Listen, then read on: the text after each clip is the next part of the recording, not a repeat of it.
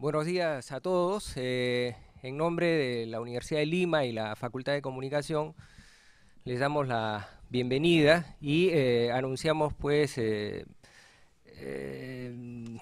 la nueva temporada, ¿no?, de Intermedio. Intermedio es una actividad que tenemos acá en la facultad, todos los ciclos, ¿no?, donde tocamos distintos temas relativos a la comunicación. Y el día de hoy se inaugura esta nueva temporada con el tema del meeting al Twitter, la política 2.0 en las elecciones presidenciales del 2011. Para esta actividad hemos invitado a distinguidos panelistas como Marcos Cifuentes, Alfonso Baella, Julio César Mateos y Fabián Bayas, que nos acompañarán esta mañana, ¿no?, un poco exponiendo al respecto, ¿no? En cuanto al tema propiamente dicho, y antes de presentar a Marcos y todos los demás panelistas, la idea es debatir, ¿no?, cómo están siendo utilizadas las tecnologías en las elecciones presidenciales del 2011. Nos interesa sobre todo el tema de las redes sociales, el uso del blog, de los twitters, del Facebook, etcétera, etcétera, para ver si efectivamente en un país como el nuestro esto funciona o no, ¿no?, o cómo ha sido utilizado esto, si los políticos actuales entienden o no del asunto, y de pasada reflexionar un poco sobre cómo, ¿no?, las redes sociales pueden ayudar o no a organizar mejor a las ciudadanías, ¿no?, cuando hay cuestiones políticas, ¿no?, como los colectivos de alguna manera, ¿no?, sin necesidad de pasar por los partidos, pueden organizarse, reorganizarse y proponer algunos tipos de acción, incluso terminar en planes de acciones ciudadanas, ¿no? Entonces, nos interesa el tema pues de las redes y cómo las redes están contribuyendo o no, ¿no?, al desarrollo de una democracia más dialogante. ¿Es eso posible o no? Entonces, eso es lo que va a ser un poco el tema de la mañana, ¿no? En cuanto a nuestros expositores,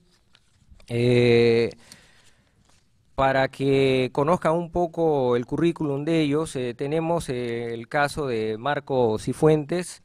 Muchos de ustedes lo conocen, actualmente es columnista del periódico Perú 21 y también trabaja sobre temas de sociedad, ¿no?, sociedad de la información, es asesor digital del Vicerrectorado de la Universidad Católica, ha sido fundador y editor general de una web que se llama agenciaperú.com, ¿no?, una agencia iniciada en el periodo de Fujimori anteriormente, pero que ha tenido ya toda una evolución, ¿no? Ha sido reportero también de televisión durante casi 10 años y ha colaborado con diversas publicaciones escritas en Latinoamérica. Actualmente es más conocido, ¿no?, por dos plataformas de reporterismo ciudadano muy interesantes que se llaman La Mula, y el otro es el blog El Útero de Marita, que es lo más conocido de él.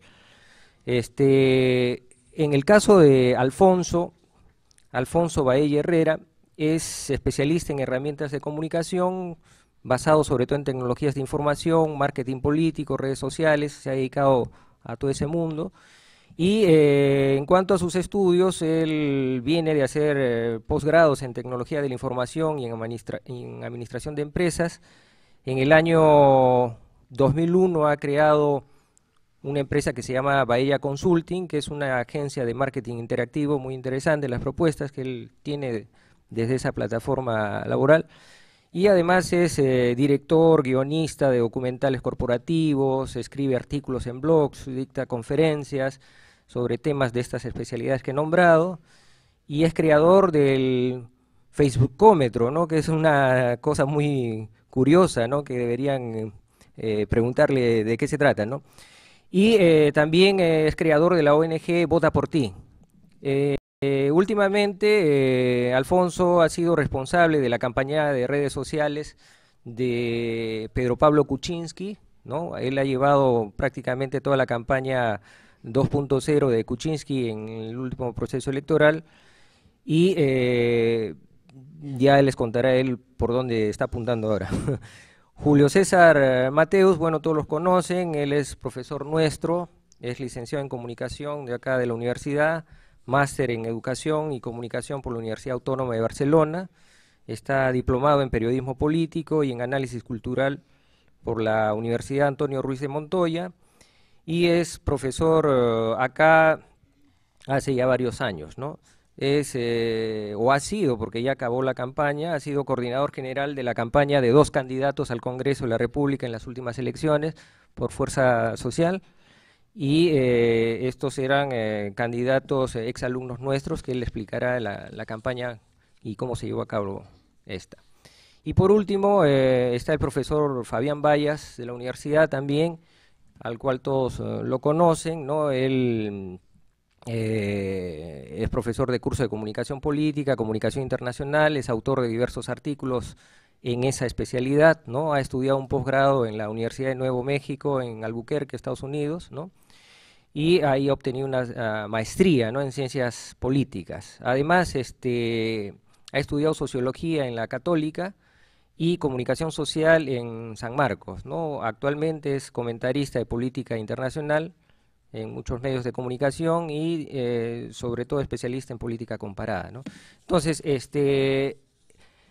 estos son nuestros panelistas y para que tengan una idea más o menos cómo va a ser la dinámica, hemos diagramado un poco, ¿no?, la dinámica de la siguiente manera, ¿no? Van a haber 2 rondas. La primera ronda de intervenciones de cada panelista es de 10 minutos, en total 40 minutos. Después va a haber un panel de segunda ronda de 5 minutos cada uno, en la cual los expositores podrán hacer comentarios, podrán hacer preguntas si es que quieren, ¿no?, o ampliar lo expuesto en la primera parte. Y el tercer bloque es un bloque de preguntas, ¿no?, aproximadamente unos 20-25 minutos, ¿no?, para el público que quiera preguntar a nuestros expositores, ¿no? Entonces, sin más preámbulo, para ganar el tiempo y poder conversar con todos, vamos a dar paso pues al conversatorio, ¿no? Empezaremos pues con el profesor Fabián Bayas, que está aquí a mi izquierda. Buenos días. Voy a comenzar, por favor, si me ponen el PowerPoint, el primer PowerPoint, introduciendo el tema en general, ¿no? Lo primero que tendría que decir sobre el tema, el reto es decirlo todo en 10 minutos, vamos a ver cómo me sale. Lo primero, ¿no? Las campañas online no nacieron con Obama. Hay una etapa anterior a la campaña referencial en general, hecha en el año 2008, ¿no? Tengo un artículo en el cual yo trabajé hace unos 5 años acerca de lo que pasó en la campaña del año 2006, ¿no? En este artículo, que salió publicado en la revista de la universidad, algunas conclusiones que obtuve de cómo se manejaron las campañas electorales en aquella época. Quiero explicar que era un momento muy particular porque comenzaban a ingresar las herramientas de web 2.0, la mayoría de ellas eran web 1.0, entonces se vivía justamente esta etapa de transición y la verdad es que se veía muy claramente que los partidos políticos colocaban páginas web, no era muy famoso todavía Facebook y algunos foros sociales adicionales, donde se distinguía que los flujos informativos eran sobre todo unidireccionales, ¿no? No se sentía el aporte de los cibernautas, no se distinguía por la conversación, el espacio público que las herramientas de la web 2.0 te permiten, ¿no? Cuando preguntaba a las personas que hacían estas páginas web en aquella época, me acuerdo que ni siquiera estaban en el partido político, o sea, no tenían débiles relaciones entre lo que era aquellos denominados técnicos, los que elaboraban la página web, con los políticos de turno. Eran casi concesionarios que no mantenían una relación estrecha en aquella campaña del 2006, ¿no? No era interactivo, la verdad que hicimos varios experimentos cuando escribí el artículo de pedir información adicional al partido y la verdad que nunca me contestaron. nunca hubo esa reciprocidad que debería existir en este tipo de tecnologías, ¿no? Luego se veía que si es que se recogía la opinión, la siguiente diapositiva por favor, si es que se recogía las opiniones de los cibernautas, era simplemente de tipo cosmético, referencial, no había mayor elaboración, eran casi testimonios nada más, ¿no? En resumen, el interés es diseminar la información con el único fin de maximizar la cantidad de votos en esta campaña electoral. O sea, aquí era muy evidente de que no se trataba, las páginas web no estaban orientadas a ciudadanos, estaban orientados a votantes, ¿no? Específicamente, yo necesito que tú votes por mí sin ningún titubeo, ¿no? Entonces no hay ese flujo multidireccional que debería existir exactamente, ¿no? Y es bastante sistemático que cuando acabó la campaña electoral, poco a poco fueron apagándose todas estas páginas web, estos foros, ¿no? No hubo una continuación de los foros, los políticos no valoraron como tal, simplemente con fines electorales, ¿no? Entonces ahí se agotó la experiencia, por favor, la siguiente diapositiva, de los partidos políticos, ¿no? En este cuadro comparativo que pueden ver arriba, fue un partido que no tuvo mayor trascendencia en las elecciones, el Partido Socialista, el que cumplió con mayores requisitos, ¿no? Creo que los partidos socialistas ponen mucho énfasis en lo que son estas tecnologías, ¿no? Y tiene que ver algo con ideología, tal vez. Fue el que cumplió más con estos requisitos y la mayoría de foros eran páginas donde te daban información totalmente unidireccional, ¿no? Sin ningún tipo de feedback. Bueno, esto ocurrió en la campaña de 2006 y la gran pregunta que nos podríamos hacer, por favor, cambio de diapositiva, es justamente si es que el predominio de las herramientas 2.0 en la actualidad en las campañas ha ayudado a mejorar en algo, ¿no? Si es que ha ayudado a mejorar la calidad de la democracia participativa, multidireccional, donde exista diversos actores, ¿no? ¿Qué tanto, la pregunta que esperemos que estoy seguro que va a responderse más tarde, con la participación, qué tanto el candidato se acercó a los militantes, simpatizantes, ¿no?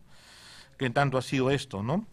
¿En qué casos particulares se puede decir que hubo un avance realmente de estas herramientas que significó un avance acerca de la democracia, de la calidad de la democracia en nuestro país, ¿no? La democracia participativa, todo lo que indica la política, lo que se llama política 2.0, ¿no? Bueno, esa es la pregunta que nos hacemos y, por favor, cambie de gráfico. Yo he lanzado allí, la verdad que no está en fórmula de hipótesis, sino algo de desarrollo, lo que yo creo lo que está pasando con las herramientas 2.0, ¿no?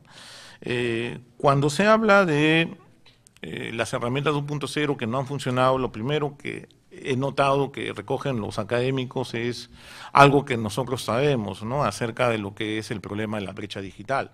Que no podemos ser la campaña de Obama, porque la campaña de Obama se hizo tal vez de más del 90% de personas que tenían internet y en nuestro país, según los datos del Instituto Nacional de Estadística, de hace un mes aproximadamente, el 31.4% tiene internet en sus hogares, ¿no?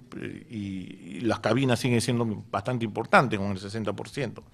Pero siempre se enfatiza que no podemos ser la campaña de Obama por la brecha digital, eso es lo que se ha enfatizado, lo que también sucedió en Colombia con la experiencia de Antanas Mockus cuando se enfrentó al actual presidente Santos, ¿no? Pero yo quiero agregarle acá dos motivos más adicionales, ¿no? No es lo mismo hacer una campaña digital en una sociedad donde existe, como en Estados Unidos, una alta cultura cívica. ¿A qué denominamos cultura cívica? Este sistema de valores, actitudes, esa habilidad de asociarse colectivamente para poder construir el bien colectivo. No es lo mismo, donde en Estados Unidos la tradición de la cultura cívica es bastante larga, ¿no? De Alexis de Tocqueville, cuando llegó a las Américas, lo primero que le llamó es la cantidad de asociaciones que había. Ese es un terreno fértil para que llegue la ciberdemocracia y pueda funcionar. Que considerar lo que es nuestro país, ¿no? La verdad que tenemos un problema de cultura cívica en el país muy notorio, ¿no? Es muy sectorizada, muy fragmentada. Vamos a ver algunas experiencias donde sí funcionó la ciberdemocracia y este tipo de campaña, sobre todo donde había anteriormente experiencias colectivas. Ahí es donde funcionó mejor en el Perú, pero es algo muy sectorial, fragmentado, y no es algo colectivo. Entonces, la calidad donde se acentúa estas herramientas va a ser diferente en un país como Estados Unidos con una alta cultura cívica que en nuestro país, que justamente una de las crisis que tenemos es la carencia de cultura cívica, está muy cementada en algunos sectores andinos, sectores urbanos marginales o sectores bastante politizados en general, ¿no? Entonces, ese es el primer punto que yo creo que debe considerarse para apreciar que las herramientas 2.0 hayan podido funcionar o no. Y lo segundo, es lo más claro, es la fragmentación social y política y la falta de institucionalización que tiene nuestro país, ¿no? Me parece que es un tema muy importante, ¿no? Creo que no tengo que dar más ejemplos, ¿no? Acerca de lo que no hay partidos políticos, ¿no? O ejemplos muy concretos y específicos, ¿no? En cualquier país del mundo, por ejemplo, me llamó mucho la atención cuando perdió el Partido de Solidaridad Nacional con Castañeda a la cabeza. Lo primero que dijo Castañeda, todos me ponen en su carta de renuncia. En un país donde hay partidos políticos, donde hay instituciones sólidas políticas, el primero que tiene que renunciar es el candidato, ¿no? Por no haber cumplido las expectativas políticas existentes, ¿no? Acá ocurre todo al revés, lo que tienen que renunciar son aquellos candidatos que no lo pudieron llevar a la presidencia, ¿no? Y permanecen en el liderazgo, ¿no? Un segundo ejemplo lo podemos ver en la reciente decisión del presidente Toledo de no apoyar a ninguno. Simplemente consulto a mi comisión política y ejecutiva y punto, ¿no? Los militantes, los simpatizantes no tienen vela en ese entierro. Y para que se vea más la crisis personalista que existe en la política peruana, ¿qué más se puede observar en la actualidad cuando los dos candidatos más votados tienen como símbolo la primera letra de su nombre o apellido, Keiko, K, Ollanta, O? Entonces, la personalización de la política ya no puede estar más presente, ¿no? En general, ¿no? Entonces, todo esto va a hacer que las herramientas de la web 2.0 sean diferentes. Siguiente diapositiva, por favor. Yo me he atrevido a proyectar este gráfico de la econometría, más o menos, que trato de graficar dónde tuvo más éxito, dónde tuvo cultura cívica, y también donde el acceso fue mayor, que es Estados Unidos. En España también he recogido experiencias del año 2008, que han sido exitosas, Chile, pero en el caso del Perú es muy notorio que el acceso a las tecnologías 2.0 ha aumentado desde 2006 en la actualidad, pero nuestra baja cultura cívica no ha mejorado de calidad, ¿no? Se ha mantenido tan igual, ¿no? Bueno, tengo un minuto, yo le dejaría acá las premisas, tal vez para una segunda ronda, a continuar respondiendo estos puntos señalados. Ok, agradecemos esta primera intervención del profesor Fabián Bayas y damos la palabra al señor Baella. Antes que nada, buenos días a todos. Muchas gracias por esta invitación a la Universidad de Lima y a ustedes por permitirme estar en contacto con gente interesada en estos temas de la comunicación, de la política 2.0, de la interactividad y de las redes sociales. Valga la oportunidad, a propósito de un comentario que me hacía alguien en la mesa antes de comenzar, sobre si yo estoy trabajando en alguna campaña política de uno de los dos candidatos presidenciales que hoy están en la lid, y aprovecho que están aquí ustedes jóvenes y que todos tuitean y facebookean a cada rato para desmentir esto totalmente. Yo no estoy trabajando en ninguna campaña política y me he sentido muy honrado de ser invitado por ambos candidatos que han quedado en que los ayude. Yo he declinado también a a colaborar con ellos porque estoy trabajando con Pedro Pablo Kuczynski. Como ustedes saben, yo trabajé en esa campaña y hay algunas cosas más que se están haciendo con PPK y de las cuales me siento muy honrado por haber sido, digamos, confiado en ese trabajo y estoy participando en unos proyectos que tienen que ver con comunicación dirigidos a justamente el activismo ciudadano. Dicho esto, solamente, digamos, para aclarar algunos rumores que existen y que son sin duda importantes comentarlos. Ahora, las campañas políticas y esta campaña política ha sido muy interesante, muy importante. Para nosotros ha sido una experiencia muy valiosa. Yo quiero comentarles algunos detalles de la campaña. Primero algunos números, solamente para poder graficar la dimensión de aquello que hemos manejado. La cantidad de páginas vistas en los últimos 30 días han sido casi 85 millones de páginas vistas desde el muro en el Facebook. Hemos tenido en un momento cerca de 400.000 posts también en ese mismo lapso de tiempo. Hemos tenido posts que tenían 50.000 vistas en un día o en algunas horas. El post más interesante no es el de la señora que coge a Pedro Pablo en el Callao, sino algunos otros que tenían algunas miles de posts, 4.000 o 5.000 o 6.000 posts en algunos minutos. Lo que quiero comentarles con esto es que existía una enorme cantidad de personas, somos como 250.000 conectados a esa página, en este momento usuarios de la página en redes sociales Facebook, pero había una enorme ebullición en las redes sociales durante la campaña. Quiero comentarles cómo llegamos a esa ebullición rápidamente, qué fue lo que planeamos, qué fue lo que hicimos y qué resultados tuvimos muy rápidamente. En primer lugar, decirles que al principio de la campaña nosotros teníamos muchas expectativas, teníamos casi ningún recurso y una enorme voluntad para poder conectar a los jóvenes y a los que pensaban como jóvenes en esta campaña presidencial.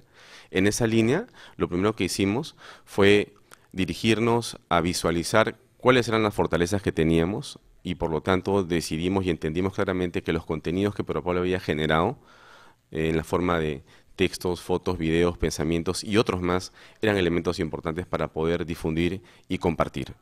Nosotros queríamos desde el principio que una manera para poder ganar votos y adeptos era compartir los conocimientos, compartir la información, compartir y darle poder a los jóvenes. Y eso tratamos de hacer siempre. Empoderar al elector, empoderar a la persona que estaba detrás de la computadora para que ellos tomaran una decisión y una posición. La mejor manera de empoderar a alguien, como ustedes saben, es con información. El poder está en la información. Y en esa línea y en esa perspectiva entregamos mucho contenido al principio. Es decir, desde aproximadamente agosto del año pasado se comenzaron a dejar y a entregar muchos videos de Pedro Pablo, de muchas formas. Comentarios a Facebook, a comentarios en Facebook, videos hechos por nosotros mismos, documentales pequeños sobre temas puntuales. El propio libro Perú ahora o nunca fue un elemento clave de difusión que no solamente se puso en las redes, en la web y en muchos otros lugares, sino que se entregó personalmente en más de 150.000 ejemplares. Quiere decir que lo que nosotros buscamos al principio era empoderar. Nuestra forma de ver el empoderamiento era entregar información a los actores, que son no los candidatos, sino el mismo pueblo, los mismos ciudadanos que están en sus computadoras mirando y leyendo. Creíamos y creemos que hicimos una excelente difusión de estos contenidos, lo que nos permitió que las personas tomaran una posición. No queríamos que votaran por PPK, no era ese el punto al principio. Queríamos que leyeran los contenidos, que evaluaran, que meditaran, que reflexionaran, que evaluaran y que decidieran ellos mismos qué era aquello que les parecía relevante. Y sí o no estaban de acuerdo. Y si no, que criticaran. De esta forma lo que buscábamos era un diálogo. Buscábamos convertir la red en un elemento dinámico, evidentemente, de ida y vuelta. Algunos de esos posts fueron comentados por Pedro Pablo en video, algunos muy pocos, personalmente por él en Twitter o en Facebook, pero era imposible después comentarlos por la cantidad de posts que existían. Nosotros en el mes de julio colocábamos una nota y a veces pasaban 2 horas y la nota no se había movido. Las últimas 2 semanas de la campaña uno no terminaba de llenar el espacio para el comentario y ya había desaparecido lo que acababa de publicar.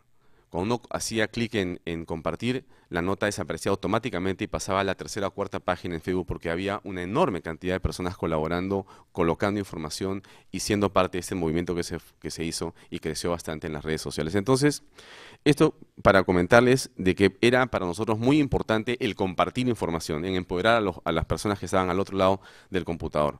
Lo otro importante era iniciar un proceso de trabajo fuera de la red social. La red social nunca fue el objetivo, fue un medio. Y eso, digamos, no creo que sea lección lo que valga la pena decir, porque creo que seguimos aprendiendo, pero creo que la experiencia de haber salido de las redes fue una experiencia muy interesante. Tuvimos dos ejemplos muy importantes, o estamos en dos ejemplos importantes. Uno fue el famoso Yo no he sido encuestado, que fue un evento que creamos justamente porque las encuestas decían en los números o en las publicaciones algo que no sentíamos ni en las redes ni en las calles.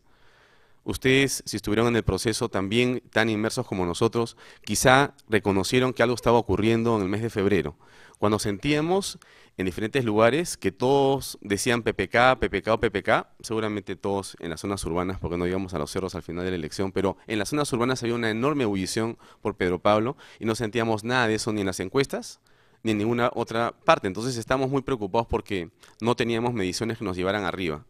Entonces creamos, no nosotros, sino una persona de las redes, una PPK, o sea, como se denominaron ellos mismos, creó un evento. Y nosotros lo apoyamos rápidamente.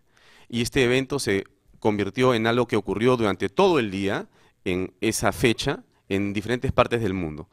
Peruanos interesados en participar se tomaban fotografías y las enviaban y compartían su posición política frente a este tema de los no encuestados. Al final el evento salió a las calles en la noche y tuvimos una reunión con cerca de 1.500 a 2.000 personas que estuvieron en Barranco compartiendo con Pedro Pablo un pequeño meeting, digamos, para cerrar la noche de este evento. Así como esto, que es un ejemplo claro de movilización que surge en la mente no de nosotros, de los propios ciudadanos, y que nosotros apoyamos, y que después los ciudadanos mismos comenzaron a juntarse para hacerlo, creo que eventos como este ocurrieron 2 o 3 durante la campaña. Para nosotros ha sido una experiencia realmente espectacular. Saber, pensar, sentir, pero digamos, dejar el mito de que las redes no sirven fuera de las redes. Yo escribí un libro que se llama Yo quiero ser presidente, traigo unos ejemplares de regalo, y hay una frase que quiero comentarles que decía, a la parte final de mi libro decía, nadie hace política por internet y menos por Facebook porque la gente no está conectada. Esta es una frase que muchas personas señalan y yo creo que es algo con lo que yo discrepo con mucho respeto. Esta frase la dijo Hillary Clinton y John McCain, los perdedores de la elección de 2008 con Obama. Y lo dijeron en esta campaña muchas personas. Dijeron, internet no sirve. Facebook es para jugar. No se puede hacer política por las redes sociales y eso es una payasada. Solamente la gente que no hace nada está en Facebook. Y nosotros, que no creemos eso, y seguramente ustedes tampoco, trabajamos de otra manera, creando contenidos exclusivamente para las redes sociales. En esa línea, me queda un par de minutos, ya. En esa línea, nosotros no utilizamos las redes sociales como un furgón de cola, como un repositorio accesorio de cosas, como un lugar donde se colocaba en tercer o cuarto lugar de prioridad los contenidos que se iban construyendo, sino por el contrario, lo utilizamos siempre como un lugar prioritario. Las redes sociales en la campaña de Pedro Pablo fueron un lugar prioritario. Nosotros siempre colocamos spots que no se ponían en la televisión, porque no teníamos plata, pero al margen de eso era porque creíamos que era importante ponerlos ahí. Una gran cantidad de videos de muchas formas fueron colocados en las redes sociales con fotografías, con contenidos, con textos y con mucha información para que las personas que estuvieran vinculados a la red social pudieran ellos mismos hacer su viralización, que fue el otro elemento importante. Entonces termino esta primera parte solamente para decirles que las redes sociales, en la experiencia que hemos tenido nosotros, ha sido un, digamos, no descubrimiento, porque quienes tenemos fe en algo no lo descubrimos, sino lo confirmamos, ¿no? Yo tuve la enorme experiencia de seguir la campaña de Obama muy de cerca, pero era una teoría. Yo no tenía cómo probar que eso había existido. Hice muchos trabajos con empresas privadas demostrando que las redes funcionaban y funcionaron, pero la política es otra cosa. Pero esta experiencia con Pedro Pablo sí demostró algo muy importante. Primero, que los ciudadanos están dispuestos a recibir y analizar un contenido político. Y segundo, que son ellos los capaces de viralizarlo y de hacer ellos la campaña. Y que no se requiere grandes inversiones millonarias en publicidad para ganar una campaña presidencial o para estar adelante. Nos faltaron 3 semanas, como dijimos en algún momento, como lo comentó Pedro Pablo, pero hicimos, creo, un papel interesante, y creo que esta campaña presidencial que ha terminado en las redes sociales ha marcado de alguna manera una experiencia importante. No quisiera hablar de hitos, porque eso me parece siempre demasiado soberbio y creo que eso no es el tema. Creo que estamos para aprender, y sí, pero sí creo que hay una experiencia interesante ahí. Y yo les invitaría a que crean en las redes sociales y a que sigan participando en política, porque es una excelente forma de hacer ciudadanía. Gracias. Gracias, Alfonso. Nuestra siguiente intervención es del señor Marcos Cifuentes. Gracias.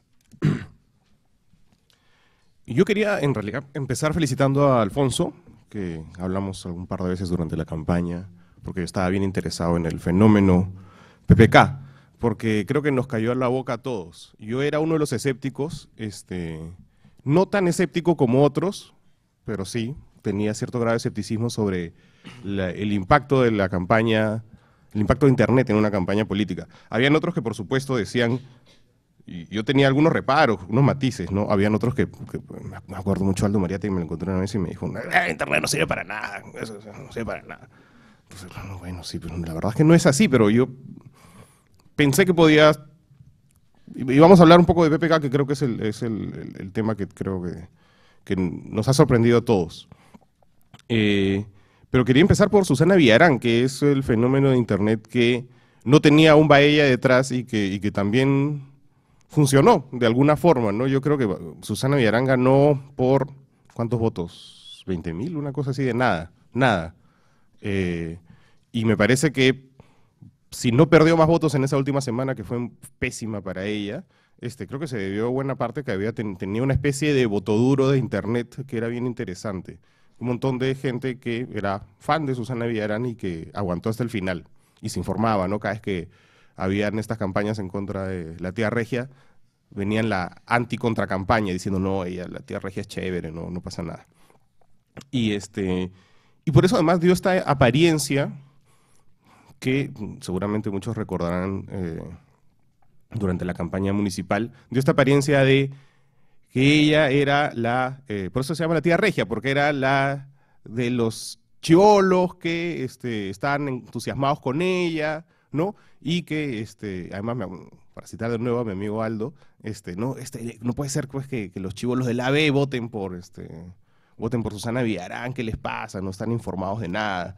Y que además era como un fenómeno, pues, ¿no? Digamos, una juventud que además, por ejemplo, le interesaban cosas como o le atraían cosas como que Susana Villarán estaba a favor de la despenalización de la marihuana, ¿no? Entonces, por eso era la tía Regia.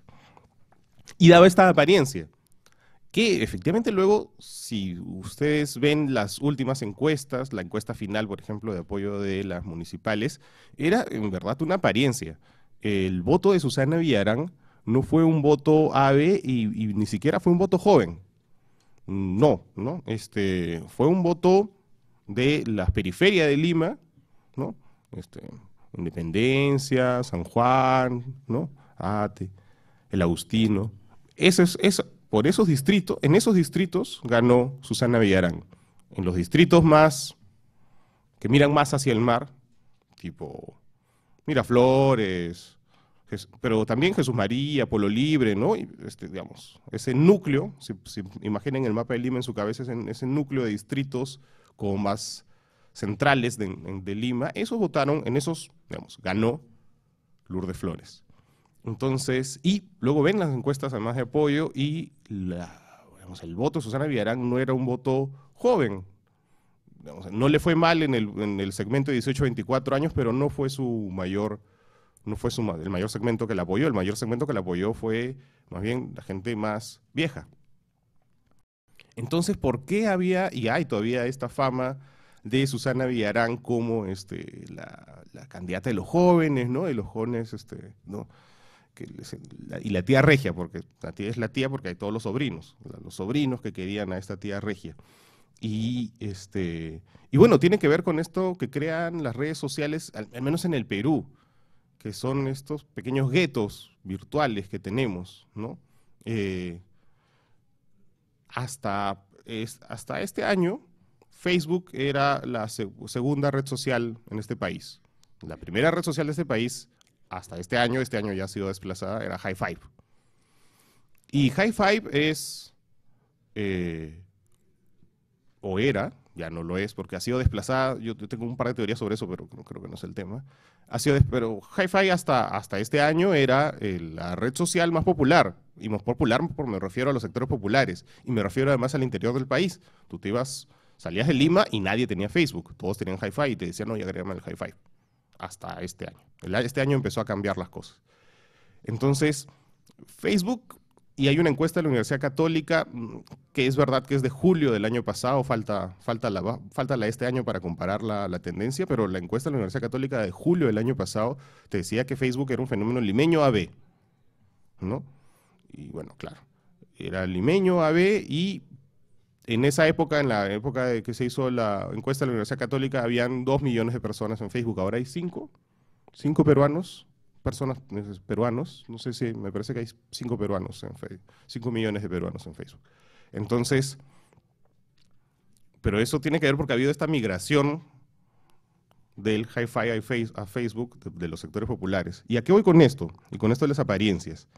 Que así como había esta apariencia de que Susana Villarán era la tía regia por la que votaban la chibolada AB, que había sido atraída por un discurso como más liberal, que era una apariencia total que tenía que ver con lo que los directores de los medios veían en sus Facebook o en el Facebook de sus hijos, ¿no? Los directores de los medios son todos AB y tienen Facebook, o sus hijos tienen Facebook. Y por ahí creen y por ahí socializan. Facebook es el espacio de socialización para casi todos nosotros. Es un espacio de socialización. Entonces, si tú ves que la tendencia mayoritaria, la corriente opinión en Facebook es de una forma, tú tiendes a creer que así es el mundo, cuando no es así, ¿no? Así todo el mundo está opinando eso. Bueno, no es todo el mundo, ¿no? Es tu gente, son tus amigos.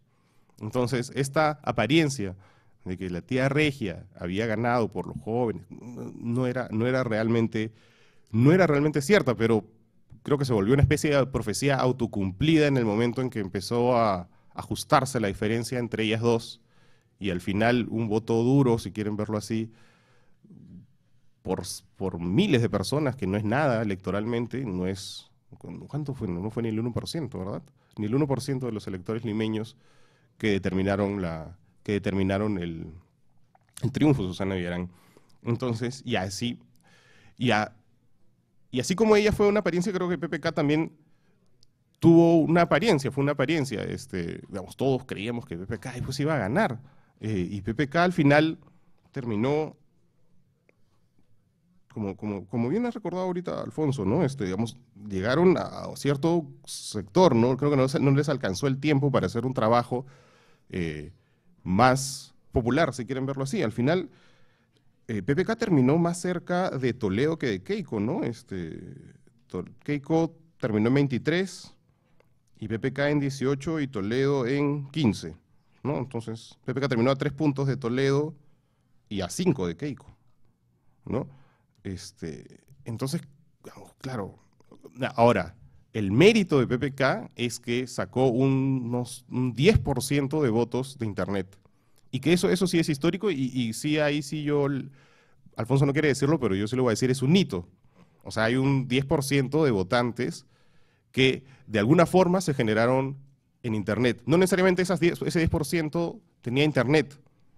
De repente conocían a alguien que tenía Internet y ese alguien los convenció de votar por PPK. Porque además la campaña de PPK tenía a los PPKistas le decían, saquen el celular y en el micro o en el metropolitano hagan como que están hablando con un amigo y díganle que PPK es lo máximo. Y digamos, tenían esa estrategia. Y me pareció una estrategia muy interesante porque creo que desde el inicio se dieron cuenta que Internet no era todo. Que Internet que era como su base, pero no era todo. Y lo que ellos necesitaban era salir de Internet, y por eso este flash mob que se hizo en Barranco y todas esas actividades tratando de salir de Internet y de que dejaran de ser un poco el presidente de Facebook, como le dijeron a PPK. Y lo intentaron bastante bien, creo yo, y hoy insisto, ese salir del 5% y terminar en 15% es, digamos, ¿en cuántas semanas? ¿3 semanas? ¿4 semanas? Es inaudito, se me acaba el tiempo. Pero yo quiero insistir en algo que dijo acá el profesor Bayas, que eso tiene que ver con los límites del medio. Es decir, las redes sociales tienen un límite y si tú quieres hacer política necesitas hacer algo más. Para mí fue muy interesante porque lo entrevisté a PPK en vivo para La Mula y fue en el Mercado Central. Y la entrevista en el Mercado Central se hizo porque la gente que organizó esa entrevista, que le habló a los comerciantes del mercado, le dijo, oye, van a haber unas cámaras, ¿no? Tranquilícense, no fastidien. Todos ellos eran militantes del PPC. O sea, la organización política detrás, las bases, eran el PPC. El Mercado Central es un emporio del PPC, porque fue construido más en la época de Bedoya y tal. Entonces, sí es importante la organización, tener partidos, salir de Internet, y eso fue también, digamos, parte de lo que a PPK le sirvió para trascender un poco Internet.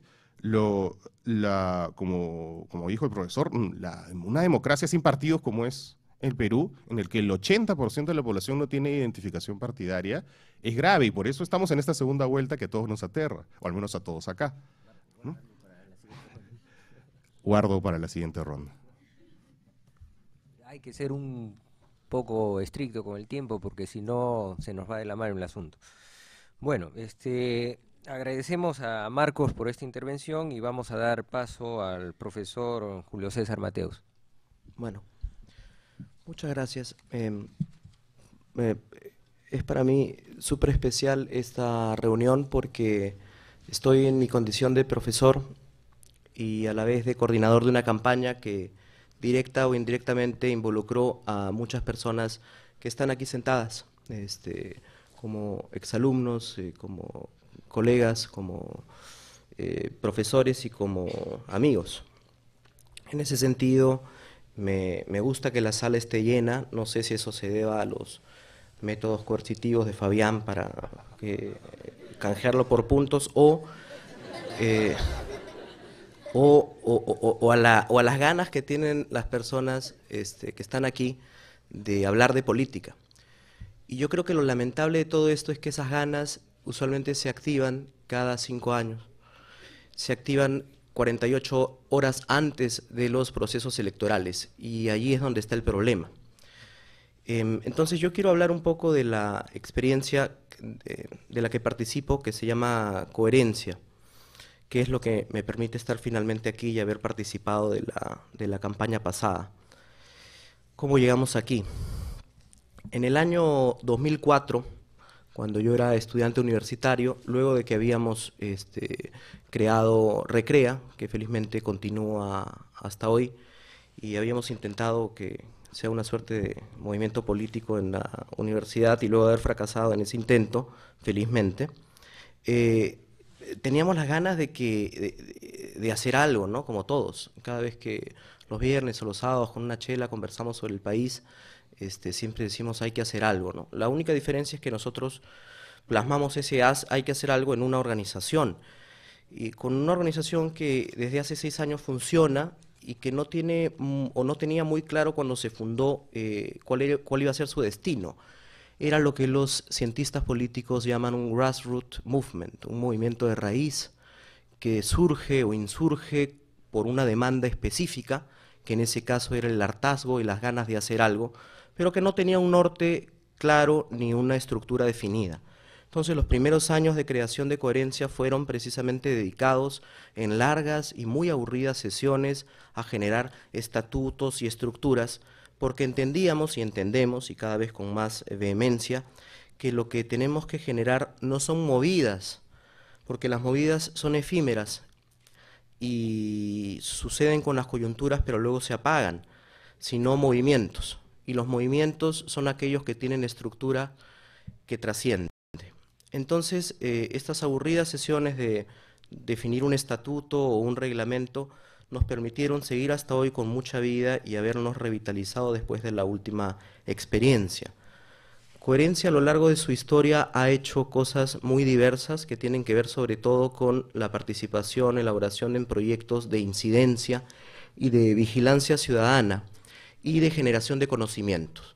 En un momento pensamos que Coherencia podría ser una ONG y nos protegimos de no serlo, y luego nos anquilosamos en la idea del think tank, del espacio de pensamiento político, de generación del conocimiento. Fue allí, a propósito, donde conocimos a Alfonso, cuando coincidimos en una reunión en la Universidad de San Marcos, en una conferencia, y el interés de ambos, de Coherencia y de Alfonso, coincidente, era utilizar las redes sociales e Internet en general para generar un ejercicio de cualificación de la ciudadanía. Giovanni Sartori, a quien la mayoría de los que estamos en esta sala hemos leído, cuando hablaba de la calidad de la democracia, no se refería solamente a las estructuras y a las formas de los partidos, sino sobre todo a la condición de ciudadano que tiene que ser activado. Por eso partía esta presentación diciendo que me preocupa que esa activación se active, valga la redundancia, solamente cada 5 años o en procesos específicos. Hay que trabajar para que eso no suceda. ¿Cómo utilizar la política 2.0 o cómo repensar la política en términos de la ciudadanía? Eso tiene que ver con ejercicios o proyectos de accountability o de vigilancia ciudadana. Quizá el proyecto más exitoso de Coherencia al inicio de su historia fue generar uno que se llamó Lupa 180. El presidente García, cuando fue candidato y cuando prometió el cambio responsable, señaló una serie de puntos, que creo que eran 31 o 32 puntos urgentes, resumidos en un plan de acción inmediato. Él dijo, en los 180 primeros días de gobierno voy a cumplir con esto. Algo así como lo que está sucediendo ahora en los planes de gobierno, que de pronto todos nos hemos vuelto súper interesados en lo que dicen los planes de gobierno, y si revisáramos la historia de los planes de gobierno de los últimos 50 presidentes, probablemente muy poco de eso se hubiera cumplido. Alguien de Coherencia dijo, ¿por qué no damos seguimiento a ese plan de acción inmediato? Entonces generamos en un blog gratuito un sistema de semáforos, una luz roja, una luz ámbar y una luz verde, que daban seguimiento, riguroso eso sí, a cada una de esas promesas. Entonces, si la promesa estaba en discusión, se ponía una luz ámbar, si es que se había logrado sacar una ley, una luz verde, y si es que no había nada al respecto, una luz roja. Fue interesante porque sacamos un informe, una nota de prensa que circulamos por allí. Muchos medios se habían olvidado de esta idea del plan de acción inmediato de los 180 días, entonces nos compraron no literal sino simbólicamente la idea, y la publicaron, se publicó en Caretas, en Perú 21, y al día siguiente salió el entonces primer ministro o presidente del Consejo de Ministros, Jorge del Castillo, a decir que un grupo de muchachos irresponsables habían sacado cifras. Era curioso porque nosotros, el costo de ese proyecto fue 2 o 3 soles de algún pasaje. Lo hicimos con un blog gratuito, ¿no? Entonces, ¿cómo con un blog gratuito uno puede activar ciudadanía sin hacer política partidaria? Esa era una primera apuesta de nosotros. Y así como eso, podría comentar otros proyectos en esa línea. Sin embargo, lo interesante es cómo llegamos a participar de una elección para el Congreso. Ahí sí hay un hito en nuestra historia. A inicio del año 2010, en enero, hubo una jornada de planificación estratégica de los próximos 15 años y definimos que Coherencia tenía que ser un espacio de incidencia, de formación, de reflexión, pero también de representación. Los espacios de representación son los que conocemos como partidos o movimientos políticos. La gran pregunta era allí cuándo, cómo, dónde, quién, porque ninguno de los allí presentes había tenido experiencia previa en la formación de un partido. Entonces dijimos, si es que hacia el año 2020, que es la meta o la visión de Coherencia que construimos en ese entonces, queremos ser un espacio de representación, tenemos que antes practicar de alguna manera. ¿Y qué mejor manera de practicar, aprender, que formando parte de una campaña real? Entonces, luego de arduas y sofocantes discusiones, tomamos la decisión de presentar candidatos al Congreso de la República, valiéndonos de esta cuestión bastante extraña que tiene nuestra ley de partidos, que es la de invitar personas fuera del partido para que sean candidatos. Cosa con lo que nosotros no estamos, ni hemos estado, ni estaremos de acuerdo, pero aprovechamos esa situación para, digamos, formar parte de esta experiencia. Antes de negociar, entre comillas, con los partidos, porque nosotros no éramos nadie, no somos nadie, no somos conocidos, porque no había sido nuestro interés nunca hacerlo, generamos un ideario, ¿no? La mayoría, los 150 jóvenes que pertenecemos a Coherencia, venimos de universidades, entonces hay una seria preocupación porque los contenidos de nuestras propuestas sean contenidos que surjan de diagnósticos, es decir, que tengan cierta rigurosidad. Entonces, empezó el proceso de negociación, entre comillas, con partidos. No podíamos trabajar con cualquier partido porque nosotros teníamos una suerte de ideología o ideario previo. Quedaron 3 o 4 en el partidor, conversamos con la mayoría de ellos. De los 4 partidos con los que conversamos, en 3, uno de ellos, 2 de ellos casi pasan a la segunda vuelta, la idea fue la siguiente: el candidato presidencial nos miraba y nos decía, ok, interesante esto de Coherencia, jóvenes profesionales, ¿y ustedes cuántos votos representan? Y nosotros decíamos, no sabemos, o sea, a ver, somos 150, si nuestra mamá también vota por nosotros, somos 300, si tenemos 4 amigos, etcétera, podríamos llegar. O sea, es una pregunta estúpida finalmente, en la medida en que si uno no ha participado de la vida política del país, no puede decir a quién representa o a quién no. Sin embargo, eso es un indicador claro de cómo los políticos, o ciertos políticos, para no generalizar, conciben la política en función de votos, de cuánto arrastre tienes tú y no de las ideas que puedas formular. Sin duda creo que nuestra experiencia de participación en otra plataforma hubiera sido mucho más exitosa por el nivel de publicidad y de inversión que se hacía en ese sentido. Sin embargo, decidimos apostar por Fuerza Social, un partido extraño que había logrado poner a Susana Villarán en la alcaldía de Lima, pero que había tenido un error, creo yo, craso de interpretación de lo que fue el triunfo de Susana, porque había interpretado que ya el partido se había consolidado como un gran espacio. Nosotros estamos un poco discrepantes de esa posición. Creímos que el triunfo de Susana se debió a muchísimos factores. Y en ese sentido, atribuirle como a un solo medio de comunicación o a un solo espacio el triunfo de un candidato es en ese sentido imposible. Así que a pesar de no haber pasado la valla, a pesar de que Fuerza Social ya no existe y a pesar de que nosotros éramos invitados de ese partido con quien estamos muy agradecidos, el aprendizaje que tuvimos fue realmente espectacular. 150 jóvenes directamente involucrados en una serie de comisiones, haciendo lo que quisimos. No sé si llegaron a ver, ahí he traído unos videos si es que hay tiempo después, pero sacamos en algún momento solo dejo esta idea. Los paneles de las calles a nosotros nos parecían vergonzosos desde el punto de vista comunicativo, ¿no? Todos estarían jalados en técnicas de diseño.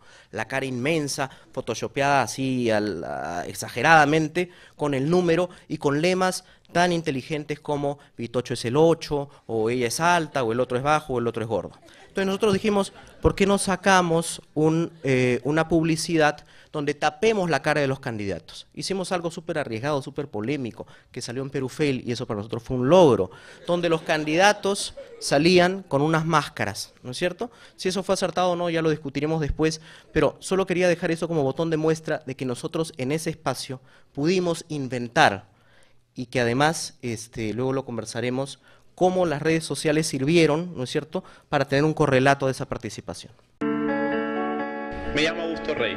Soy Elohim Monarte. Tengo 26 años. Tengo 28 años. Limeño. Nací en Pucallpa. Estudié de Derecho. Soy comunicador para el desarrollo, aunque de chiquito quería ser astronauta. Quería ser jugador de fútbol. Arquero.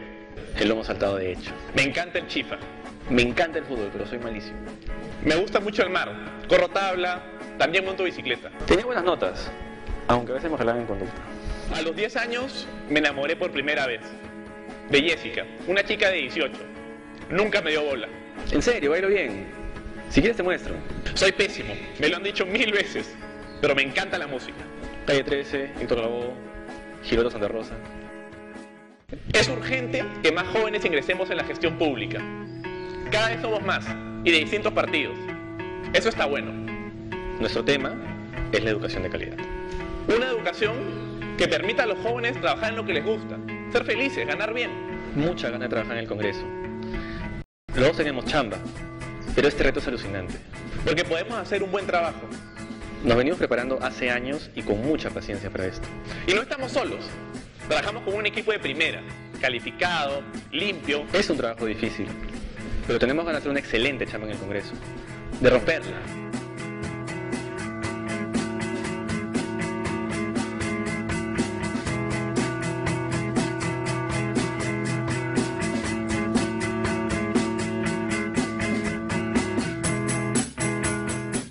Ya saben que baila pésimo.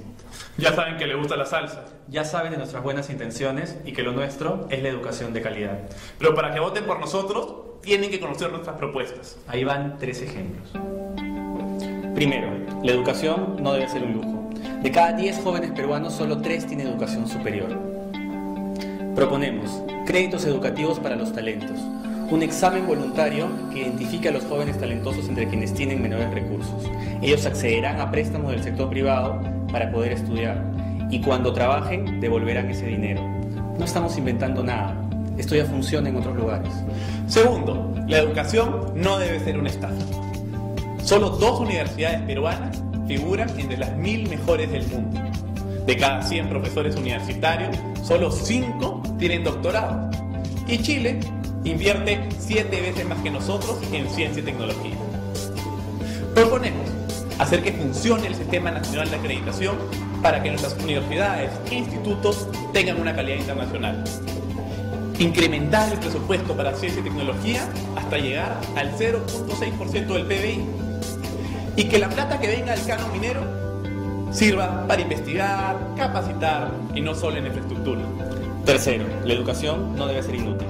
¿Sabías que si 3 amigos van a estudiar un instituto, solamente uno de ellos trabajará en lo que estudió y los otros 2? Proponemos educación para emprendedores. Una formación que permita a los jóvenes crear sus propios negocios, basados en experiencias exitosas como Junior Achievement, Emprende Ahora o Acción Esperanza en Huaycán. Proponemos también información para decidir, observatorios laborales que den información sobre ingresos, puestos de trabajo y datos importantes que ayuden a elegir qué carrera queremos estudiar. Son muchas cosas. Tenemos que reformar la ley universitaria. Que no se abran más universidades hasta que se acrediten las que ya existen. La agenda por una educación de calidad es bien compleja y no hay recetas mágicas. Trabajemos juntos. Visítanos en tenemosganas.pe y sigamos este debate.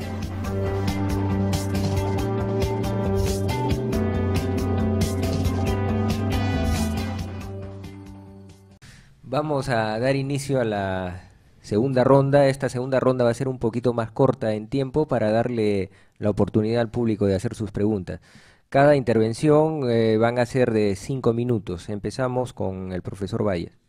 Bueno, a esta idea que ya diseñé, de que es importante saber lo que es la cultura cívica en el país antes de llegar a evaluar realmente dónde ha llegado estas herramientas 2.0, me parece que justamente la intervención de Mateus confirma esto, que en los sectores sociales donde anteriormente había determinado tipo de experiencia, las herramientas han tenido más éxito, ¿no?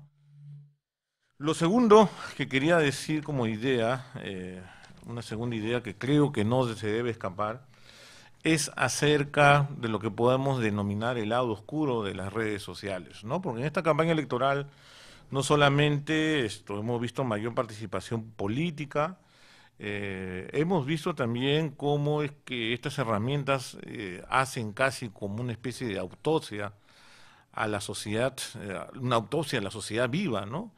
Y vemos que no solamente pues se busca la democracia participativa, la unión de propuestas políticas, sociales, sino también todo aquello que afecta a esto, ¿no?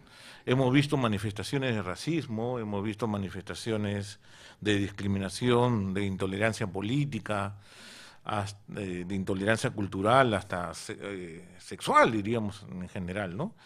Entonces, hay que, creo que, balancear también y siempre pisando tierra acerca de lo que puede significar estas redes, ¿no?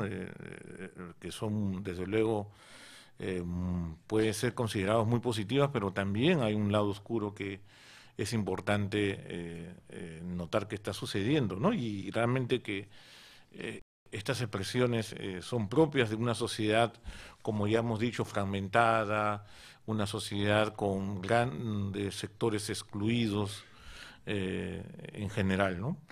Y la última idea que quería dar es justamente casi como un reto para las personas que se están dedicando a esta rama, a la ciberdemocracia, es el tema de cómo pasar, cómo transformar al votante en ciudadano. Me parece que es clave, ¿no?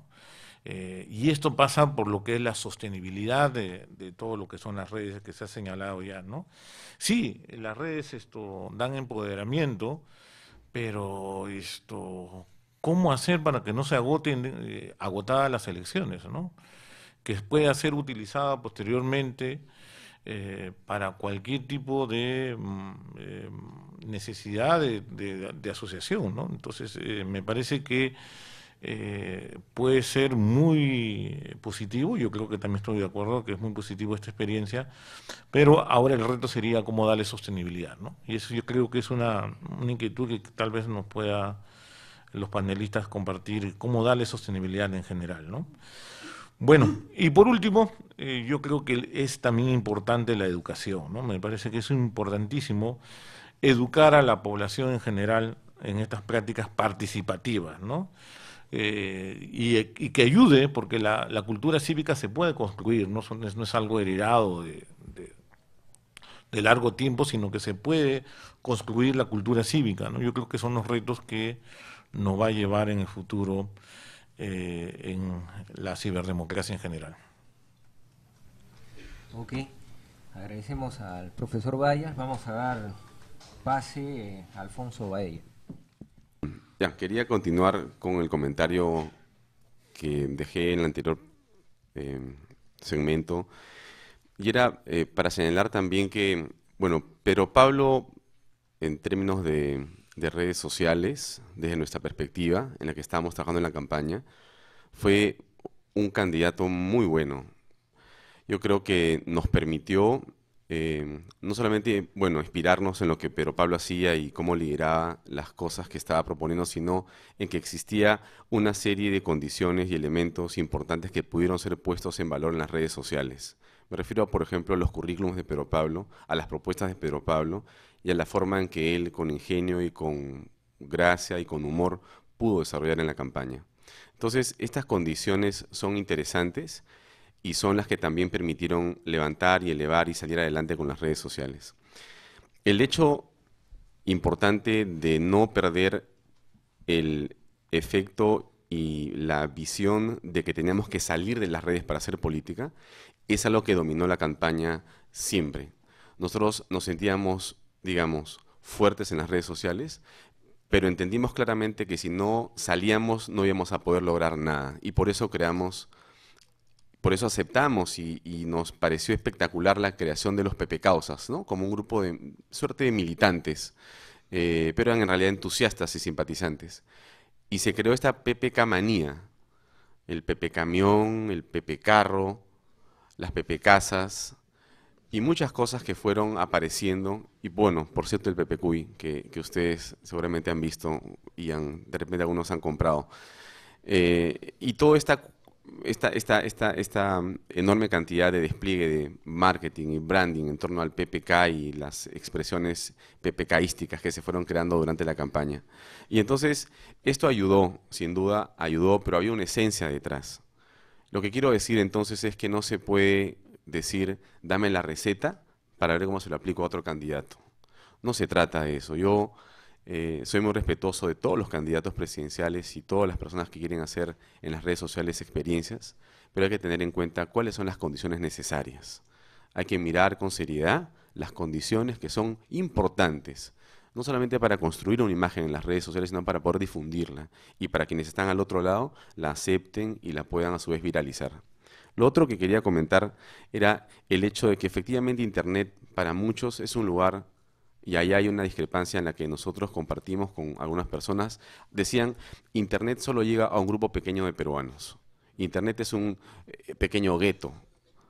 Y nosotros decíamos que no era exactamente la forma como había que ver las redes sociales del Internet. Creemos que Internet es verdad, llega a un grupo reducido de personas, pero también es cierto que las personas que están conectadas a Internet y a las redes sociales son a veces personas referentes en sus familias.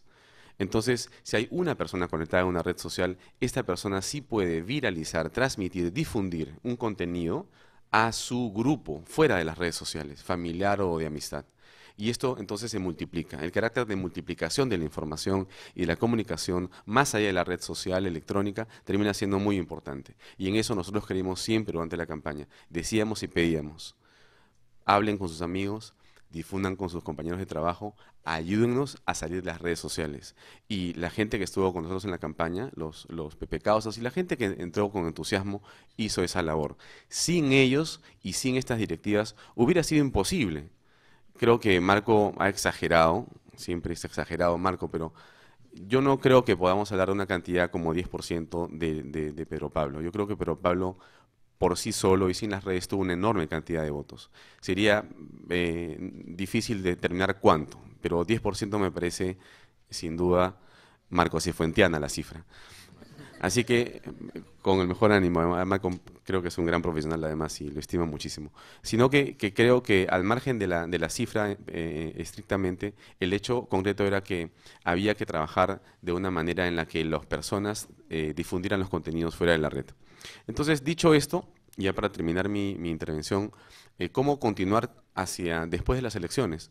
En el caso de lo que Pedro Pablo ha propuesto ahora, y esto demora un minuto más, él consideró importante y considera importante mantener un activismo en las redes sociales y fuera de las redes sociales. Por eso propuso este famoso, importante, a estas alturas ya, movimiento que se llama Red Democrática, que ha pedido a las personas que están interesadas en inicialmente colaborar con los logotipos y con algunas otras frases y pensamientos. Se está trabajando en eso, se están haciendo algunas coordinaciones para poder determinar y estructurar este movimiento, que esperamos que no sea una movida, que esperamos que sea algo más estructural. No sabemos si será un partido político, pero Pablo no ha hablado de un partido político, ha hablado de un movimiento con gente interesada en ser vigilantes de la democracia, más allá de la elección presidencial, y eso es lo importante. Al margen de Ollanta o de Keiko Fujimori, lo que importa después del 5 de junio es qué va a ocurrir en el país.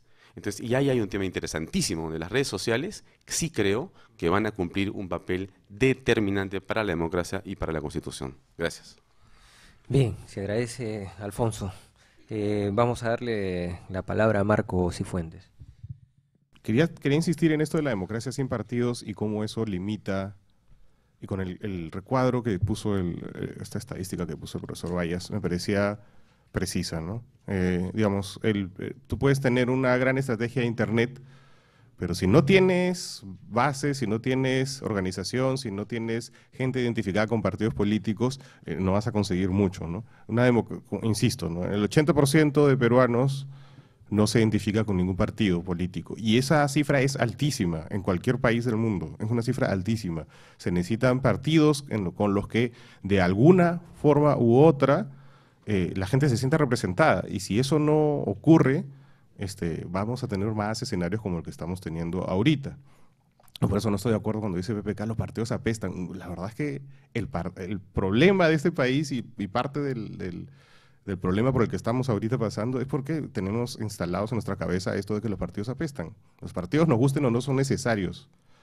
Y bueno, por ejemplo, en esa entrevista que tuve con él, el PPC fue clave, ¿no? El PPC hacía la organización, ojalá que su movimiento se transforme en un partido y se transforme en algo para representar una corriente que es verdad que no es la misma que la de Susana Villarán. Retomo el tema por las apariencias.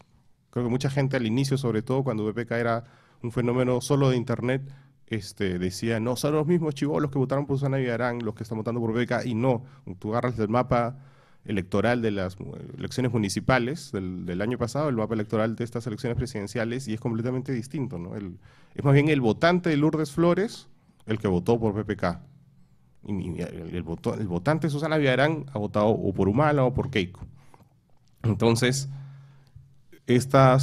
a lo que voy es que las redes sociales son un gueto. No son un gueto para comunicar, como bien dice Alfonso. O sea, si estás en las redes sociales, pues seguramente te conviertes en el líder de opinión de tu familia, ¿no? Cuando están tomando el lonchecito con tus tías, les explican, no, mira, lo que yo he visto en Facebook es esto que está pasando, y entonces tus tías te escuchan, y probablemente seas el pequeño líder de opinión. Pero sí es un gueto a la hora de las percepciones, y a la hora de entender qué está pasando. Por eso nadie entendía, nuevamente en nuestro círculo, nadie entendía cómo era posible que Ollanta Humala y Keiko Fujimori estén en la segunda vuelta. El Facebook lo que refleja son nuestras conexiones sociales, y si nuestras conexiones sociales se limitan a nuestro grupo social y a nuestro entorno. Entonces, lo que ha pasado, creo, y mucha de la frustración y la rabia en la que hablaba el profesor Vallas, que se ha expresado de manera bastante salvaje, hay que decirlo, en Facebook, con unas muestras de racismo impresionantes, tiene que ver con esa frustración, con la ruptura de unos esquemas mentales que creo que mucha gente tenía. Como todos en su entorno iban a votar por PPK, todos eran PPCausas, la realidad, la cachetada que les ha dado la realidad, creo que ha provocado estas reacciones que son francamente lamentables. Entonces, ¿a qué voy con todo esto? Que Internet es un gran espacio para comunicar, Internet es un gran espacio incluso para desatar fenómenos, o para ganar con las justas elecciones, como pasó con la Villarán. Pero no es un espacio en el que todavía se esté reflejando la realidad peruana por completo. Y creo que eso nos debe quedar más en claro aún. Y más en claro, con miras a la segunda vuelta y a lo que sea lo que sea que venga en los próximos 5 o quién sabe cuántos años más. Facebook son nuestros amigos, no es la realidad peruana. Twitter, aún peor, son ni siquiera nuestros amigos, un grupito de gente y no es la realidad peruana. Internet puede ser un gran vehículo para comunicar, para poner videitos bonitos como los de Coherencia, pero no es un espacio, lo siento, pero son bonitos, pero no es un espacio en el que tú vas a hacer política de verdad. Si vamos a tratar de cambiar las cosas de una forma, insisto, para que no pasen estas... Yo no sé si hay gente acá que sea muy hincha de Humala o de Keiko, la verdad yo no lo soy, me parecen dos posiciones extremas y me parecen que no son posiciones saludables. Y creo que para que este país sea saludable deberíamos tener una política un poco más conectada con la gente. Y conectada con la gente quiere decir que el 80% de gente que no se siente representada se vea representada por algo y que abandonemos un poco el facilismo de poner el me gusta en un sitio y ya, con eso estoy apoyando una causa política. Creo que eso no es. Bueno, gracias. Ok, gracias Marcos. Julio César. Sí. Bueno, en relación para seguir con la idea de la campaña, los spots que hemos visto, ¿no? El primero y el segundo hechos con presupuesto, ¿cuánto habrán costado aún hacer los dos videos? 32 soles, 5 soles el primero y 30 el segundo, ¿no? Son fruto de la creatividad y del entusiasmo de hacer cosas para viralizar solo por redes sociales, ¿no? Con ese impacto evidentemente limitado, porque si PPK no tenía plata, yo menos tenía una casa de playa para ayudarme a cubrir algunos spots en la tele. Entonces, estos spots que salieron a través de las redes, el primero de ellos muy criticado, ¿no? Porque un hobby muy peruano es criticar desde el Twitter. Este hobby peruano de criticar del Twitter tiene que ver también con no conocer un poco la realidad de las cosas. Nosotros no basamos nuestra campaña, cuando uno hace una estrategia de campaña política, hace una campaña en dos niveles, lo que se llama campaña aérea y campaña terrestre, es el nombre técnico. La campaña aérea tiene que ver con los medios tradicionales y los nuevos medios. Ahora, atribuir a solo los nuevos medios o solo los medios tradicionales, digamos, algún punto o algún porcentaje en la votación, yo creo que aunque sería interesante hacer una investigación al respecto, todavía no se puede decir con tanta facilidad. Para muestra un botón, nosotros trabajamos en redes sociales y no podíamos pasar una ínfima suma de 1000 likes en una página que teníamos, a pesar de que pusimos publicidad, etcétera, etcétera. Entonces dijimos, no es el tema, digamos, esa era una de las aristas de campaña. Sin embargo, bastó con que uno de nuestros candidatos lo invitaran al programa de Carlos Carlín para que baile con un niño, para que ese día, esa noche, 2.500 personas visitaran la página web. Entonces, Claro, es curioso porque hay un doble discurso de la calidad, etcétera, etcétera, pero uno puede dedicarse 5 meses a trabajar un programa de gobierno y eso finalmente, por más bonito que lo pongas, nadie lo lee y más bien sí te siguen cuando has bailado como un bailarín en la televisión. Entonces, esta estrategia combinada es importante tener en cuenta y hay que focalizar también, ¿no? Nosotros queríamos llegar a un público bastante focalizado, que era el público de los jóvenes universitarios.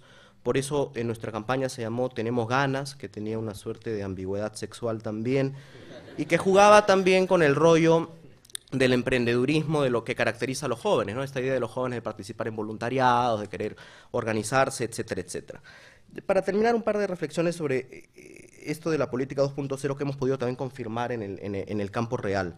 Uno, no se puede hacer política 2.0 si es que en la versión offline de la política no hay una decisión y una comprensión de lo que esto significa.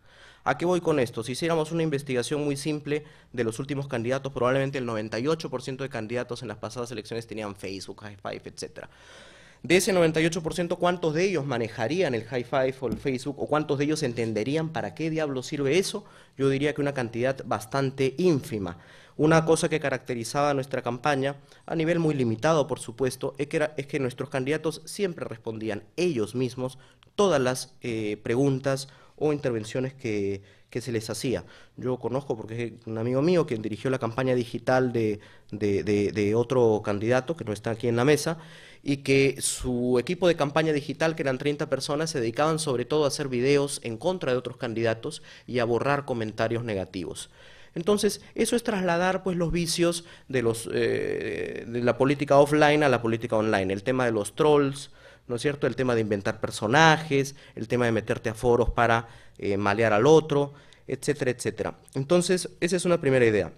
En segundo lugar, hay que entender la dinámica y el sentido para darle a las redes sociales un uso, como bien se ha dicho en esta mesa, estratégico y no instrumental. No se trata de yo tengo una red social, se trata de yo comprendo cuál es el limitado alcance que éste puede tener y cuál es el alcance posterior que va, como dijo Alfonso, más allá de las redes sociales. El éxito de Obama no fue que tenía una página web bonita, ni siquiera era bonita si es que uno se pone a mirarla estéticamente, es que tenía una funcionalidad tal que permitía generar una comunidad que comprometía a las personas que estén para que luego vayan a sus casas con sus amigos, etcétera, y puedan llevar ese mensaje. Esa es la idea de la interacción y del uso estratégico y no instrumental de las redes. Para terminar, Fabián planteaba la pregunta, ¿cómo hacer para continuar? La diferencia nuestra con otros grupos o con otras personas es que estamos hace 6 años y seguiremos. Ni nos constituimos hace 2 meses para un ejercicio, una campaña, por lo tanto no ha terminado la cosa, esto recién empieza, con la diferencia de que ahora tenemos una campaña a cuestas y eso nos da una experiencia y un aprendizaje súper útil para inspirar en el futuro.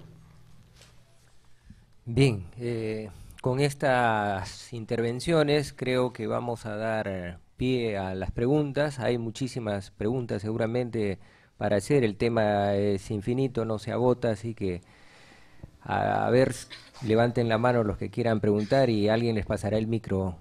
Correcto. Buenos días. Esta pregunta va dirigida para Alfonso Baela.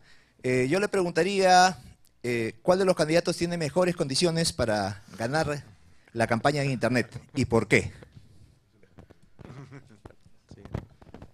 Buenas tardes, ¿cómo están? ¿Qué tal? Esta pregunta va para Julio Mateus. Quisiera saber cuál fue la diferencia sustancial, sobre todo entre la campaña de Coherencia, es decir, Augusto Eloín, y la campaña de PPK, más allá de las evidentes diferencias económicas, claro está.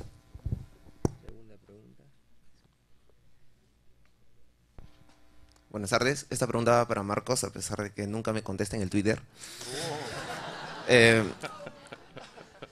Lo has explicado un poco, pero quisiera que abarques más el tema de cuál es la diferencia, el límite, el umbral entre una campaña que se desarrolla bien, como ustedes la han explicado, y otra que sin embargo se da simplemente por imitación. Por ejemplo, una vez a nivel así informal yo hice una encuesta de todos mis amigos Pepe Causas, ¿ya? Y 8 de 10 supuestamente Pepe Causas no conocían los 25 compromisos de PPK. O sea, solo 2 lo habían leído. Imagínense qué decir del plan de gobierno. O sea, malazo. Entonces, ¿por qué decían yo apoyo a PPK?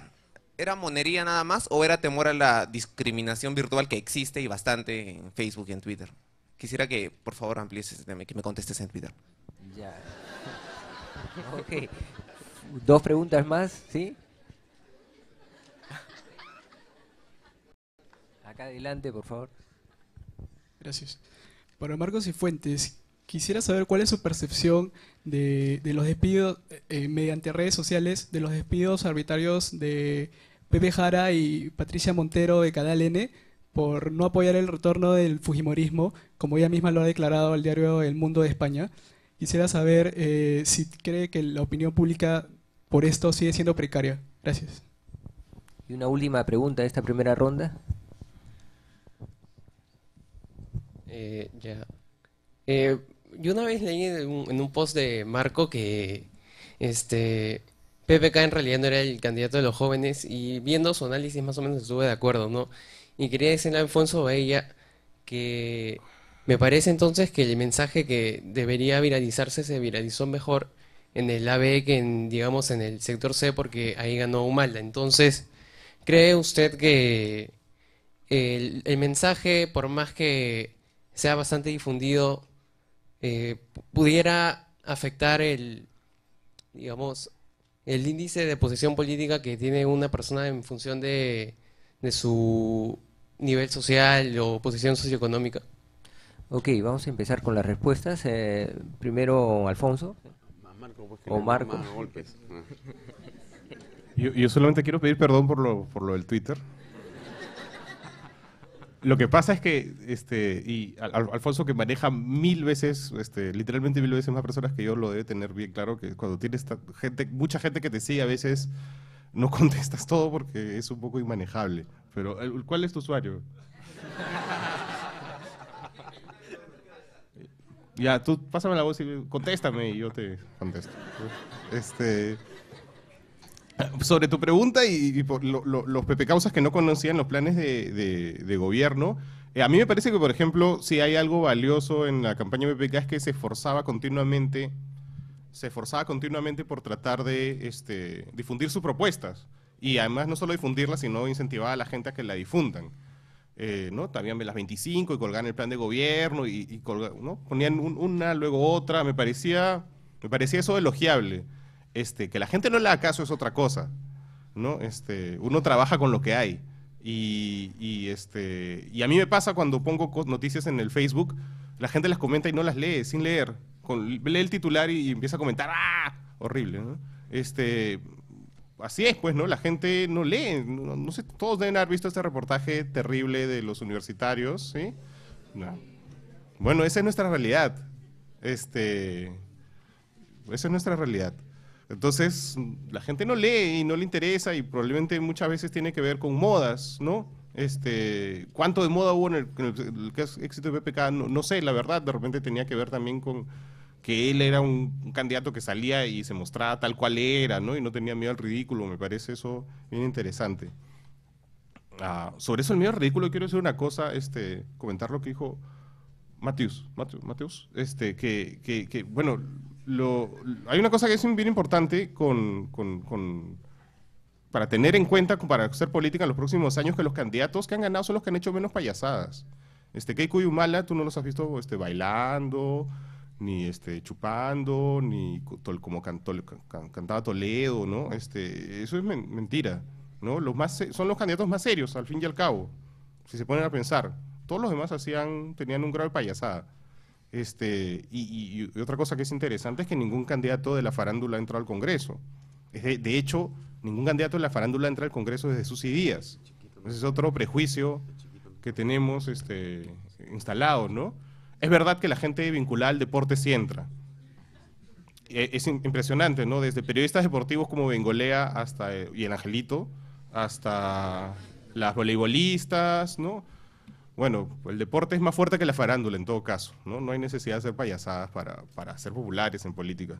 Y lo del comercio, bueno, me parece mal. Esto ya lo dije en una columna de Pro 21, pues me parece terrible lo que ha pasado. Nada, no sé qué más se puede decir. Me pareció interesante cómo se dio a conocer la noticia, que fue Rosa María Palacios diciéndolo primero en su cuenta de Twitter que en su programa. Eso me pareció interesante y creo que gane quien gane, a mí me parece que los medios no les va a ir muy bien en los próximos 5 años, así que habrá que estar más en Twitter. ¿Quién de ustedes quiere contestar las preguntas? Sí, yo tenía dos. Una sobre quién puede ganar, cómo está mejor en las redes, quién puede ganar esta elección. Yo creo que, no sé, yo creo que las redes sociales para los dos candidatos que están en competencia en este momento, tengo la impresión, por lo que veo todos los días, no son elementos relevantes de su campaña.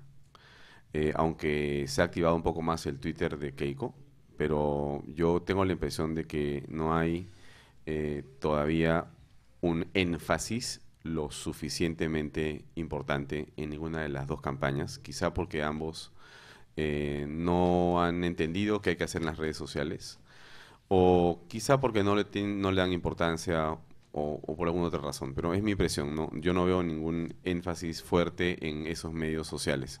Por lo tanto, sí creo que lo que va a ocurrir es que va a existir, sí, del otro lado. No olvidemos que Keiko tiene uno de los grupos más grandes en política formados, que es el Nuevo Keiko, y eso sigue existiendo y sigue creciendo. Y está el grupo de PPK también, que es un grupo grande de usuarios y de fans. Yo creo que hay grupos que van a hacer, creo que, participación política en los próximos meses. Coincido con Marco en que los medios sociales y la prensa en general va a ser un escenario político o politizado muy grande en los próximos años en el Perú. Creo que las condiciones de esta elección, ya no importa si nos gusta o no nos gusta, este es el hecho, el pueblo votó de esta manera, pero eso indica que el nivel de politización creo que se va a incrementar. Ahora, con respecto a que efectivamente si llegamos al A y B y nos faltó el D y el E porque no están necesariamente en conectados, yo creo que definitivamente, ¿no? Es claro que nosotros no pudimos llegar a las cumbres de los cerros, como se puede decir metafóricamente. Nos quedamos en las partes bajas, donde hay internet. Y fue una pena, estábamos en pleno trabajo, pero nos faltaron 3 semanas, que quizá es una forma de decirlo, quizá no sea totalmente cierto lo que digo, o sea, no puedes atribuir al tiempo el factor para no haber ganado. Hay otros factores que están también en juego, pero en una lectura rápida, por lo menos de un grupo del equipo de campaña, creímos que con 3 semanas más quizá hubiéramos cambiado la historia, pero eso es tan difícil de predecir o de comentar como cualquier otra cosa. Entonces es un comentario más finalmente. Pero sí creo que sí, las redes sociales tienen por lo menos una clase social todavía, ¿no? Que es la que está con más acceso a la información, eso es cierto, y creo que ese famoso Capañán que está Telefónica construyendo en los Andes del Perú, yo tengo la sensación de que eso va a ser muy bueno para el país, que cuando esa gente que está en las alturas de la sierra esté conectada a internet y según las redes sociales, quizá muchas cosas van a cambiar en el país en política también, y eso es interesante. ¿Fabián o Julio César? Bueno, me pidieron que haga que exprese un comentario sobre la diferencia entre la campaña de Tenemos Ganas y la campaña de PPK. Es incomparable, pues, no solo por el tema de recursos, sino sobre todo por la focalización. La campaña de PPK era una campaña nacional de presidencia de la República, la nuestra era una cosa de candidatos al Congreso, y ahí hay un problema en la ley de partidos con este asunto del voto preferencial, que lleva a generar pugnas internas en las propias organizaciones para quitarse un candidato del mismo partido votos al otro, y cada uno tenga un discurso particular. Más bien la campaña de PPK fue quizá la que en sentido orgánico tuvo la mejor presencia, porque había unas pautas claras en relación a lo que había que hacer en ese sentido, ¿no?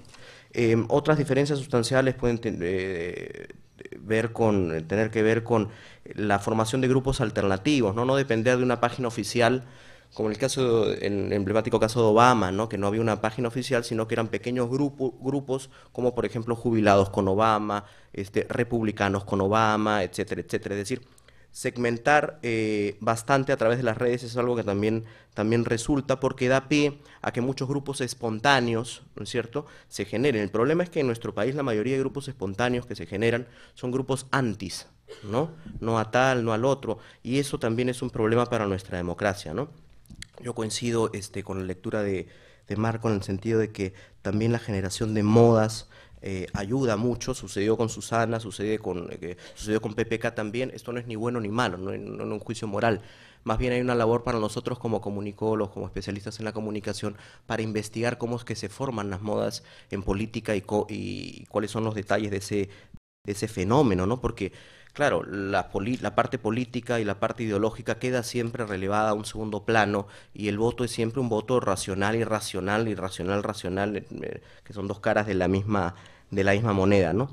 Y para terminar, el tema de las payasadas, evidentemente no nos sentimos aludidos, porque cuando sacábamos este tema de las máscaras, lo que estábamos diciendo es, la gente no es estúpida, la gente no vota por caras, la gente vota por propuestas, y nosotros invitábamos a que la gente vea nuestras propuestas, que finalmente nadie leyó y que habíamos trabajado con mucha rigurosidad 5 meses antes. Entonces, payasadas son quien basa su campaña en el solo baile, ¿no es cierto? Pero quien tiene una propuesta detrás puede también bailar, porque es parte de la vida y hay que ser divertidos también. Felizmente, y ahí sí no coincido con la lectura, que Keiko y Humala son candidatos tan serios, porque si no estaríamos viviendo una segunda vuelta magnífica, que creo que no es el escenario actual. El profesor Vallas también quiere dar su opinión. Sí, muy brevemente. Se tocó el tema de si el voto es una decisión racional. Yo creo que ya a estas alturas se sabe que el voto responde más que todo a cuestiones emotivas, donde juega un papel preponderante lo que es la esperanza, lo que es el miedo en general, y la verdad que todas las teorías acerca del voto racional no se han cumplido en la realidad, ¿no? Y particularmente digo esto porque he seguido de muy cerca cómo los jóvenes han evolucionado en estos últimos 4 meses sus preferencias políticas, ¿no? Dicté aquí en verano y en otra universidad, y era muy cierto que la mayoría de las personas pensaban votar por Toledo, y en un momento dado me parece que el entorno ayudó mucho a formar una identidad en el grupo, y no peco de exagerado decir que a nivel del alumnado por ejemplo, la universidad de aquí, más del 90% votó por PPK, ¿no? Entonces hay una forma yo creo que hay una influencia del entorno que forma la identidad política, sobre todo cuando nuestra juventud en general, es cierto que hay un grado de desinformación en general. Bien, para ir terminando, 2 preguntas más y ahí acabamos. Ante todo, buenas tardes. En primer lugar, quería preguntar, ¿qué tan ratificante es la posición obtenida por este candidato boom del Facebook, en donde la mayoría, en mi opinión, la gran mayoría de sus votos fueron por gente enfebrecida que iban corriendo a comprar mascotas que ya habían usado por bancos, o iban a que no, yo hice encuestas, preguntando así por internet, que ni siquiera sabían quién iba a ser el vicepresidente si es que ese presidente ganara. ¿Qué tan ratificante fue la posición? Si en verdad tenía una posición política determinante, o era simplemente una fiebre enloquecida donde veían a este candidato como un mesías y a los otros dos, es decir, Ollanta y Keiko, como némesis, ¿no? La última pregunta y con eso cerramos. Hola de nuevo. Esta pregunta va para el señor Alfonso Baella. En su primera intervención dijo que un personaje, un Pepe Causa, como se les denomina, había creado el evento que es Yo no he sido encuestado. Pero eso no puede ser acaso un poco peligroso, porque si es que dijo PPK, yo salgo a las calles, veo un montón de apoyo popular, ¿por qué eso no se refleja en las cifras? Yo creo que Pinazo o la señora Reina puede decir lo mismo, en las calles todos lo saludan, dice yo voy a votar por ti, pero en las encuestas está en menos de 1%. Entonces, cuando dicen yo no he sido encuestado, es un poco de dar la contra a las encuestas que finalmente solo reflejan lo que está pasando en ese momento. Es decir, yo no creo que tengan la culpa. Y al final, una semana antes, las encuestas reflejaron muy bien lo que se dio en los resultados finales. Entonces yo no sé si es que tenga o sea tan necesario, tan justo, darle la contra a las encuestadoras en ese sentido. Entonces, y a partir de ese grupo, además, se crearon grupos que tenían un tufo bastante colocado de intolerancia, si se le puede llamar así. Es decir, hace 3 semanas creo que hay un grupo que decía hay que derrocar a Humala si es que llega a la presidencia, o cosas de ese estilo, que curiosamente habían sido creadas por los Pepe Causas. Entonces, la pregunta final va, si es que ustedes creían que esos grupos, no solamente el de Yo no creo en las encuestadoras, que si es que esos grupos con bastante intolerancia, ustedes creyeron se iban a crear al comienzo de la campaña con la puesta tan agresiva que habían hecho en el Facebook. ¿Pueden contestar? A ver, yo creo que el tema y el evento Yo no he sido encuestado, que fue el que creó esta persona y que nosotros apoyamos, fue un evento muy auténtico, muy interesante, muy entusiasta, que vale la pena apoyar. Evidentemente no íbamos a prever que lo que ha ocurrido en este momento podía ocurrir. El escenario que hoy se ha presentado estaba dentro de las posibilidades, obviamente, pero nosotros no pensábamos que iba a ocurrir un nivel de crítica o de polarización o de intolerancia como el que está apareciendo hoy en las redes. Pero yo quiero hacerte una reflexión, ¿no? Lo que ocurre en las redes no ocurre en las redes solamente, ¿no?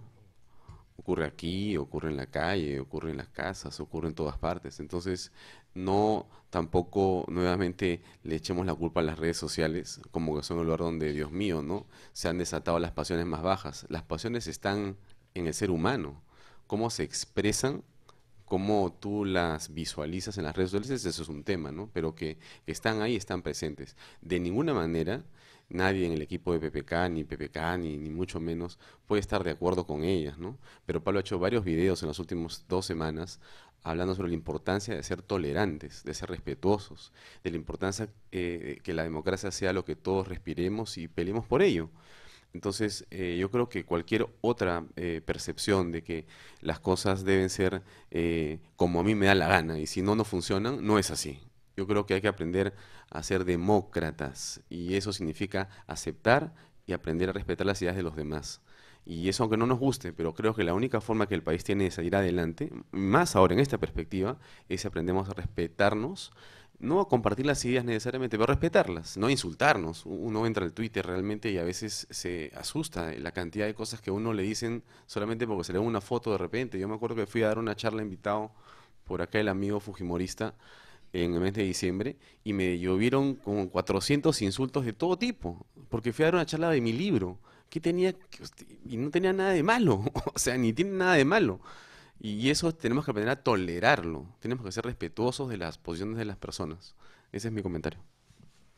Bueno, entonces con esto cerramos el día de hoy y un aplauso pues para nuestros invitados.